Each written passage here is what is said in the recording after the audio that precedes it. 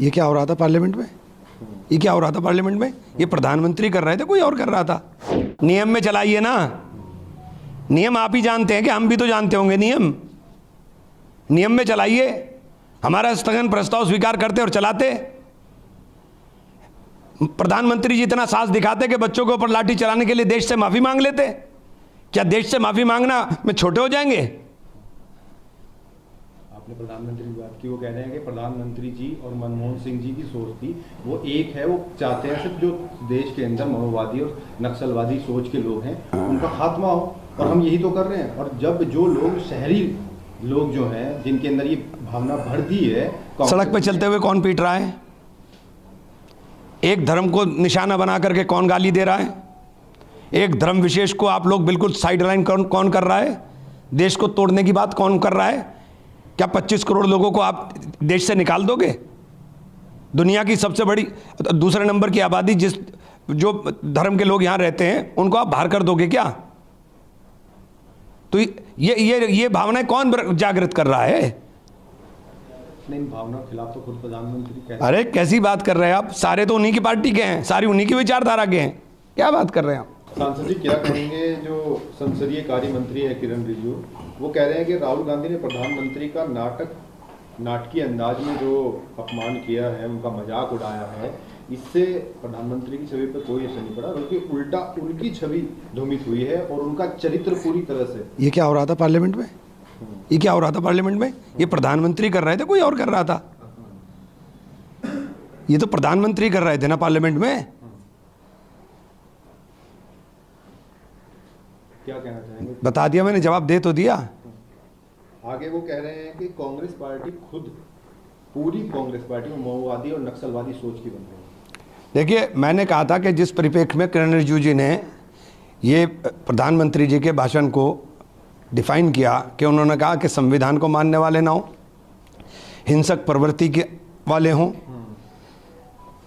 द्वेष फैलाने वाले हों, चाहे वो धर्म के नाम पे हो, जाति के नाम पे हो या क्षेत्रवाद के नाम पर हो, ये सब तरह के परजीवी अगर कहीं हैं तो भारतीय जनता पार्टी में। धर्म स्थलों को तोड़ने वाले वही हैं, लोगों के घरों को बुलडोज़र करने वाले वही हैं, दलितों के साथ एट्रोसिटी करने वाले वही हैं, सड़क पर चलते हुए पहचान करके मारने वाले लोग वही हैं। तो ये सब हिंसक प्रवृत्ति के लोग वही हैं। अगर इनकी सफाई करनी है तो पहले भारतीय जनता पार्टी नीचे झांके तो सब दिखाई दे जाएंगे, सब साफ कर दे। आपकी इस बात का जवाब देते हुए उन्होंने बात कही है कि इतना बड़ा आंदोलन हुआ है दिल्ली के अंदर, जहां जयंती थे, हजारों लाखों के बच्चे आए थे, एक भी बच्चे को चोट नहीं लगी, एक भी बच्चे की हड्डी, इससे बड़ा झूठ भी कोई दुनिया में हो सकता है?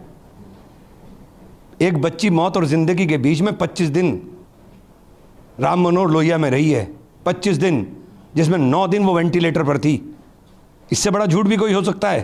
पैलेट गन वाला बच्चा एम्स में था। ऐसे बात तो ना कहें तो जो बिल्कुल ही एकदम सत्य से परे हो। वो कह रहे हैं कि इस तरह के आंदोलन कांग्रेस के टाइम पे हुआ करते थे, गोलियां चलती थी, लोग मरते थे। अच्छा, कौन सा आंदोलन में मरे लोग, मुझे वो बता दो। अरे झूठा नैरेटिव फैलाना बंद करो, झूठा नैरेटिव फैलाना बंद करो। अन्ना हजारे बैठे थे, इतना बड़ा आंदोलन कर रहे थे, आप कितने लोग मरे थे? झूठे नैरेटिव बनाना बंद करिए।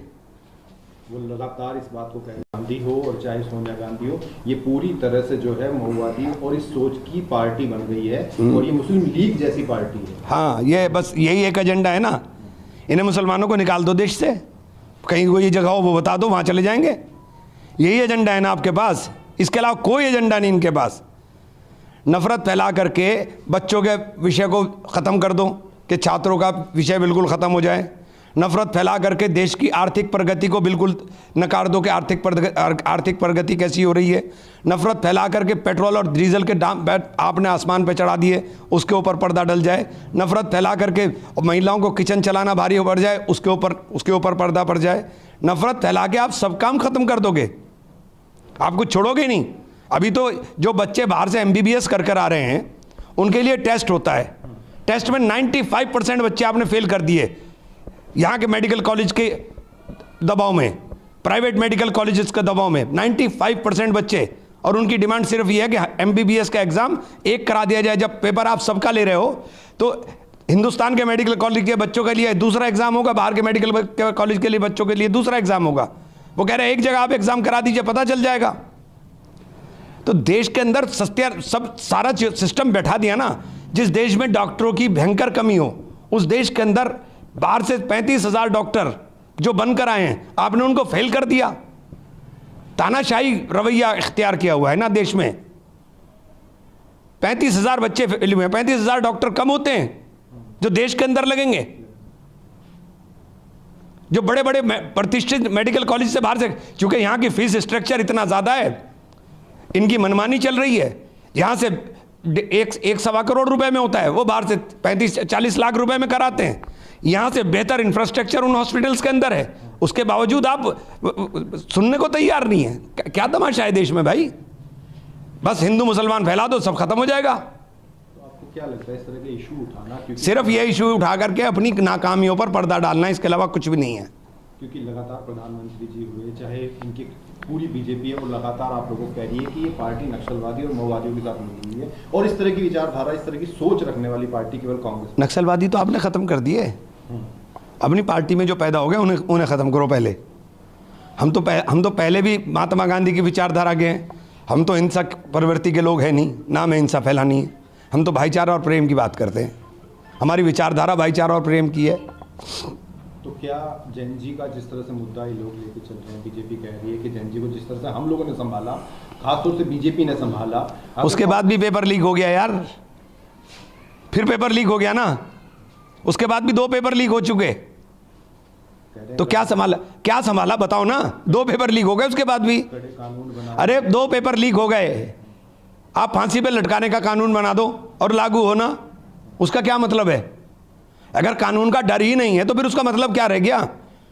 सैया भाई कोतवाल तो डर काहे का, डर लगता नहीं उनको। वो कह रहे हैं जब संसद चलाना चाहते थे, बहस करना चाहते थे, तो कांग्रेस पार्टी डर क्यों गई? उनके जो सांसद है, हम चलाना चाहते थे। हम बहस नियमों में चाहते हैं। हम बहस नियमों में चाहते हैं। हमारा स्थगन प्रस्ताव स्वीकार करते, आप बहस करते। उस पर आप बहस नहीं करेंगे, बिला वजह आप भाषण दे के चले जाएंगे। भाषण सुनने के लिए बैठे हम। संसद नियमों से चलती है और नियम हमें भी पता है, आप ही को नहीं पता है। हमने बार बार कहा आप हमारा स्थगन प्रस्ताव स्वीकार करिए और चलाइए। वो कह रहे हैं कांग्रेस पार्टी के जितने सांसद हैं, वो अगर वो हंगामा ही करना चाहते हैं, और हंगामे की भेंट, क्योंकि वो राहुल गांधी की एक ब्रिगेड बना दी उन लोगों ने, और उसके हिसाब से कांग्रेस पार्टी के जितने सांसद वो चलते हैं। 12 साल की कुंभकर्णी नींद से जगा दिया है, अब सोने नहीं देंगे। अब जागिए, अब सोने नहीं देंगे हम। 12 साल हो गए आपको लोगों का उत्पीड़न करते हुए।